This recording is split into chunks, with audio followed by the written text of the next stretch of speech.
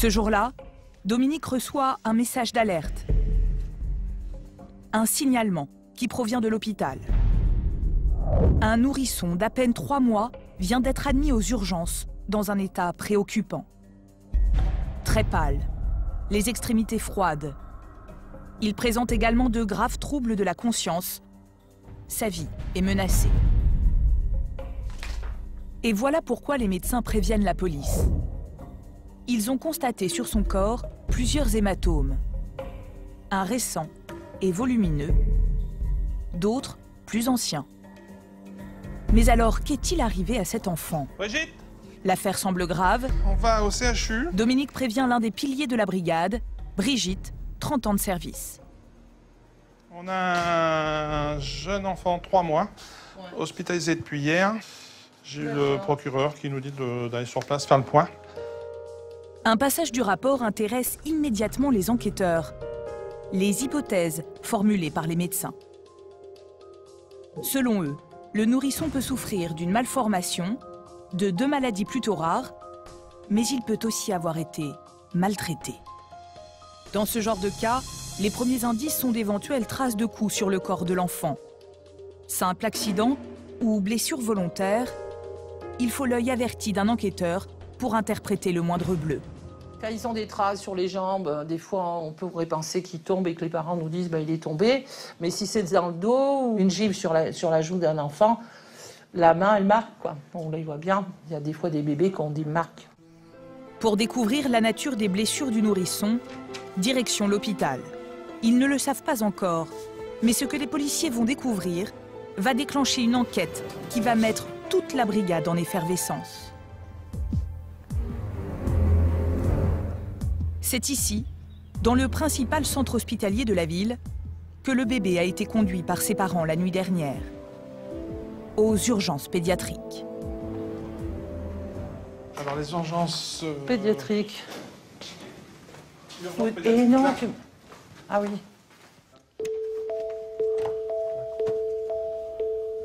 Oui, bonjour, c'est le service de police. Merci. Alors, la responsable. C'est dans ce service spécialisé que sont pris en charge les nourrissons dans les cas les plus graves. Dans l'une de ces chambres, le bébé de 3 mois, hospitalisé la veille, est toujours en réanimation. L'équipe médicale se bat pour le garder en vie. Dominique et Brigitte ont rendez-vous avec le médecin qui a ausculté l'enfant. Et ce qu'il a découvert fait froid dans le dos. Le scanner a révélé plusieurs hématomes concentrés dans une zone bien précise, le cerveau. Et ils ont causé des lésions irréparables. Ce sont des séquelles qui vont être évaluées à long terme sur le plan neurologique. Ça peut aller d'un déficit moteur minime jusqu'à un déficit moteur très important. Et sur le plan intellectuel aussi, on peut avoir un retentissement qu'on ne pourra évaluer qu'à long terme. Ces lésions très particulières ont aussitôt mis le médecin sur la piste d'un traumatisme très précis qu'il a signalé dans son rapport. Le syndrome de Silverman, du nom du pédiatre américain qui l'a découvert. Il est plus connu du grand public sous le nom de syndrome du bébé secoué. Son origine est toujours la même, un adulte qui brutalise un nourrisson. Le fait de secouer d'avant en arrière mobilise la tête qui représente un poids par rapport au poids corporel du bébé, un poids très important. En réalité, ce mouvement bascule la tête d'avant en arrière avec des lésions cérébrales. Le cerveau bouge à l'intérieur du Oui, crâne, complètement. on vient frapper la boîte crânienne Oui. à plusieurs reprises, et ce qui provoque ça. Voilà. Chez un nouveau-né, le cerveau est très sensible au choc. Sur ce scanner, la conséquence d'une secousse de quelques secondes à peine. Un hématome qui comprime le cerveau et empêche le sang de circuler. Le médecin a aussi révélé un autre symptôme qui permet de soupçonner un cas de bébé secoué. Une hémorragie dans l'œil du nourrisson. On a une hémorragie rétinienne au fond d'œil qui est quand même assez spécifique. Très symptomatique de ça.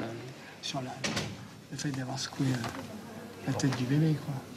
C'est l'examen typique qui fait qu'on est sûr qu'on a affaire à un bébé secoué. Le seul problème est d'avoir des arguments de certitude. Bon, on peut pas affirmer un diagnostic. Voilà. Voilà. Et il faut On a un faisceau d'arguments, mais on n'a Voilà. jamais de Donc certitude. l'enquête de police est complémentaire des... Complètement. Le médecin reste prudent, malgré ses constatations troublantes. Scientifiquement, il est impossible de privilégier une hypothèse plutôt qu'une autre. Alors, maladie, malformation ou maltraitance? C'est désormais aux policiers de mener l'enquête. Effectivement, on a, par rapport... Oui, le fond de l'œil. Oui, mais le fond de l'œil, il avait l'air de dire que ça peut arriver aussi. Tu vois, non, fond de l'œil, Mais, c'est du sûr et certain. Si les enquêteurs soupçonnent un nouveau cas de bébé secoué, c'est que ces affaires sont de plus en plus fréquentes et font régulièrement la une des journaux. L'an dernier, pas moins de 200 cas recensés en France. Un papa, une maman, une nourrice ou un proche reconnus coupables d'avoir maltraité un nourrisson, et à chaque fois, une enquête des plus compliquées. Car dans ces affaires, tous ceux qui ont approché le nourrisson juste avant le drame sont des suspects potentiels, à commencer par ses parents. Le jeune couple qui a amené l'enfant aux urgences va être placé en garde à vue. Voilà pourquoi les policiers redoutent ce genre de dossier. Ils vont devoir cuisiner un papa et une maman déjà traumatisés, qui risquent de perdre un enfant et qui n'ont peut-être rien à se reprocher. Quelques heures plus tard, au commissariat de Clermont-Ferrand, Brigitte se prépare à ses auditions délicates. Alors, qu'est-ce que je veux dire, les parents? Et comme l'affaire est sensible, l'enquêtrice a demandé du renfort à sa chef de brigade, Marilyn, commandante de police, 21 ans de carrière. Ces deux femmes flics sont aussi mères de famille. Elles le savent, le face-à-face avec les parents du bébé s'annonce bouleversant. C'est normal, c'est grave. Voilà, le bébé, il va pas bien, il va peut-être mourir. On essaye de se mettre un écran, heureusement. Non. Faut qu'on se mette un écran. Moi, personnellement, j'arrive maintenant à faire la part des choses. Brigitte entendra le papa, Marilyn, la maman. C'est une technique des enquêteurs. Interroger les parents chacun de leur côté et les empêcher de se parler pour qu'ils ne puissent pas s'accorder sur une version commune. La maman travaille dans le social, le papa dans la sécurité. Un couple jeune, avec plutôt un bon niveau de vie, c'est monsieur et madame tout le monde. Mais voilà, ils sont soupçonnés d'avoir mis la vie de leur nouveau-né en danger et ils entament leur garde à vue. Vous avez été mis en garde à vue. Oui. On va vous garder, tous les deux. Il faut qu'on sache pourquoi, ça c'est sûr.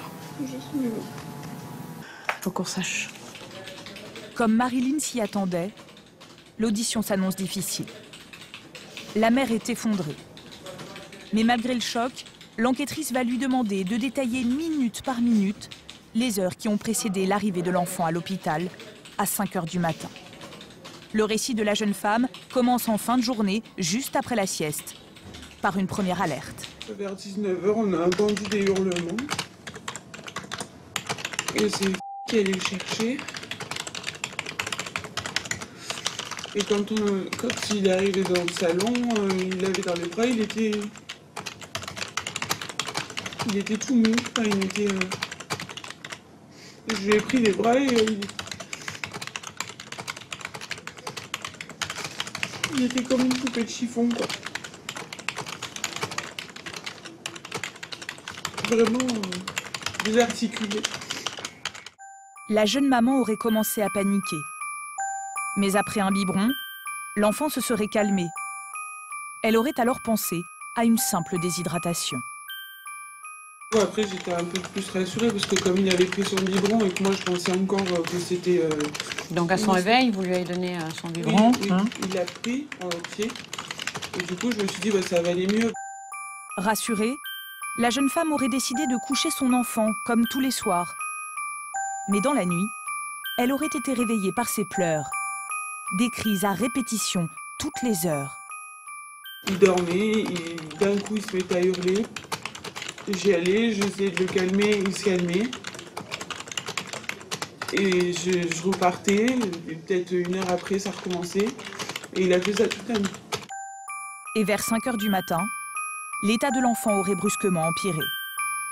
Il aurait été pris de convulsions. J'ai vu qu'il convulsait du côté droit. Le bras et la jambe.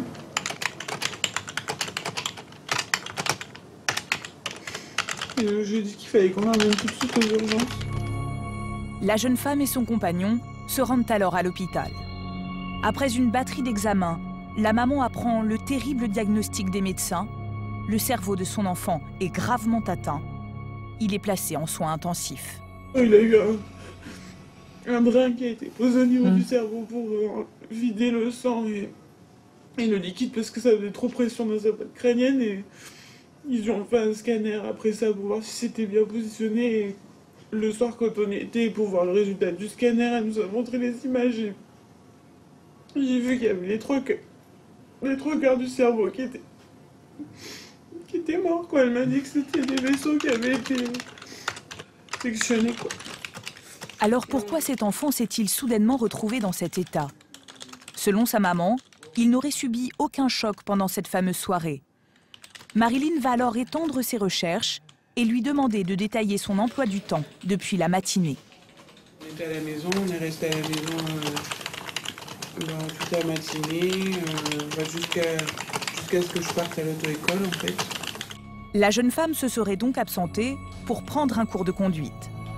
Et pendant 2 heures, le bébé serait resté seul avec son père. S'est-il passé quelque chose d'anormal à ce moment-là? La maman a déjà posé la question à son compagnon. Je lui ai demandé comment ça s'était passé, il m'a dit qu'il avait pleuré. Et qu'il avait couché et qu'il s'était endormi. Est-ce que vous avez questionné? Je lui ai dit, t'es sûr qu'il s'est rien passé quand t'étais tout seul avec lui, que... Je sais pas, que t'as eu, même sans faire exprès, que t'as pas eu quelque chose. Et il m'a dit que non. Selon la maman, le bébé n'a été confié à personne d'autre ce jour-là. Pour les policiers, il est donc temps de connaître le récit du papa. Et ce récit va se révéler bien différent. Dans la pièce d'à côté, il va d'emblée révéler à Brigitte un événement qu'il avait jusqu'ici caché à sa compagne. Oui, bien sûr. Alors qu'il était seul avec le bébé, l'enfant se serait mis à crier. Le jeune homme aurait commencé à le bercer. Et là, le temps que je passe mon bras pour essayer de le récupérer, il a bougé en même temps et il m'a échappé. Et du coup, il est tombé d'abord sur le canapé et directement après par terre. Vous n'êtes pas rendu compte de la gravité de cette chute? Je sais pas, moi j'ai pas vu. Le fait que j'ai rien vu, je me suis dit ça va peut-être passer, c'est pas trop grave ou quoi. Donc... Et voilà pourquoi il aurait caché l'accident à la maman. Au vu de ce que vous me racontez, c'est accidentel. Pourquoi, justement, quand il est arrivé, vous auriez pu lui dire j'ai tombé le petit? Je sais pas, je voulais pas affoler, Et vous avez jamais rien dit à personne? J'arrivais pas. Il s'agirait donc d'un banal accident domestique. Une chute accidentelle, non condamnable par un tribunal. Mais pas question pour Brigitte de prendre cet aveu pour argent comptant. D'expérience, elle sait que beaucoup d'actes de maltraitance sont maquillés en accident. La question, c'est est-ce que vous est arrivé de secouer votre enfant? Non. Même pour jouer, hein? Non. Le père nie formellement avoir secoué son enfant. Mais sa version des faits n'a pas convaincu l'enquêtrice chevronnée. Alors Brigitte fait aussitôt part de ses doutes à Marilyn, sa chef de brigade. Eh ben, c'est ce que je te dis, à mon avis, voilà. L'avoir tombé. C'est plus facile de dire qu'on a tombé son gamin que de dire qu'on l'a secoué, ça c'est clair. Et voilà pourquoi les enquêtrices sont sceptiques. Cet accident pourrait expliquer les hématomes récents décelés par le scanner, mais pas les hématomes plus anciens. Il y a donc des zones d'ombre à éclaircir.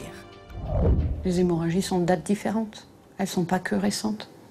Il y en a qui sont anciennes. Alors qu'est-ce qui a pu causer ces chocs plus anciens? D'autres chutes ou des brutalités à répétition? Le père a-t-il menti? La mère cache-t-elle aussi quelque chose?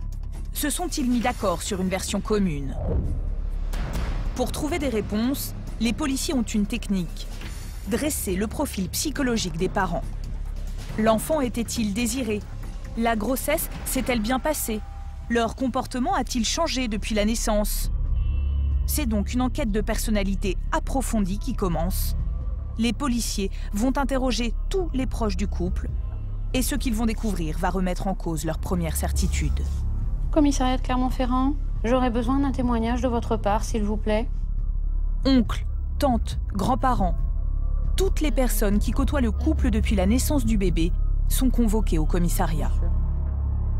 Et Madame, nous aurions aimé un témoignage de votre part. Oui, allô, Madame, auriez-vous la possibilité de venir nous voir? Des témoins privilégiés qui vont peut-être livrer un détail, un indice, le moindre élément révélant une éventuelle maltraitance. On a besoin de témoignages, un maximum de témoignages. On fait ce qu'on appelle un environnement, voilà, pour bien situer un petit peu le couple. Je vous rappellerai, je sais pas... Marilyn convoque ainsi une dizaine de personnes en urgence. Donc, je sais pas, en fin de matinée. En attendant, les deux enquêtrices vont reprendre l'audition des parents. Mais cette fois, plus de questions sur le jour du drame ou l'hospitalisation du nourrisson. Elles veulent tout savoir sur leur intimité et leur projet de faire un enfant. Votre couple, comment ça se passait tous les deux, entre vous? Ça se passait bien. Vous entendiez bien, pas de soucis. Oui, on s'entendait bien. Qui avait souhaité avoir l'enfant? Moi. Mais bon, il le voulait aussi. Comment vous avez accueilli cette grossesse, alors? On l'a dit à tout le monde tout de suite.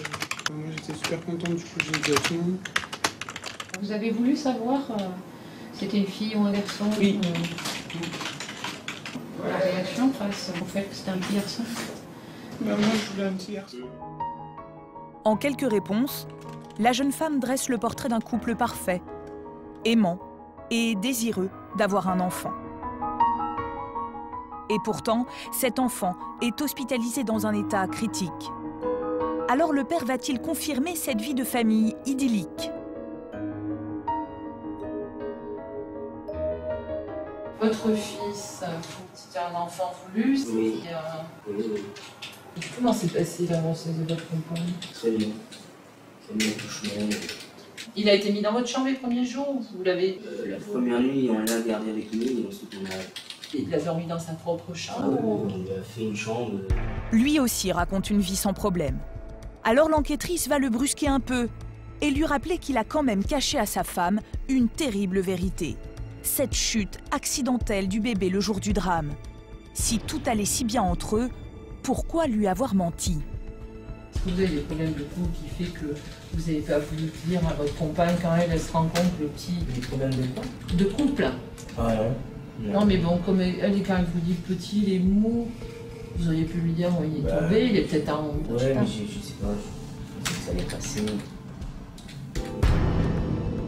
L'homme est peu bavard et s'en tient à ses explications. Il ne voulait pas affoler sa femme. Cette image de parent modèle qu'il se donne va-t-elle tenir devant leurs proches? La mère et la sœur du papa, en larmes, viennent d'apprendre que l'enfant est au plus mal et que son père est suspecté de maltraitance.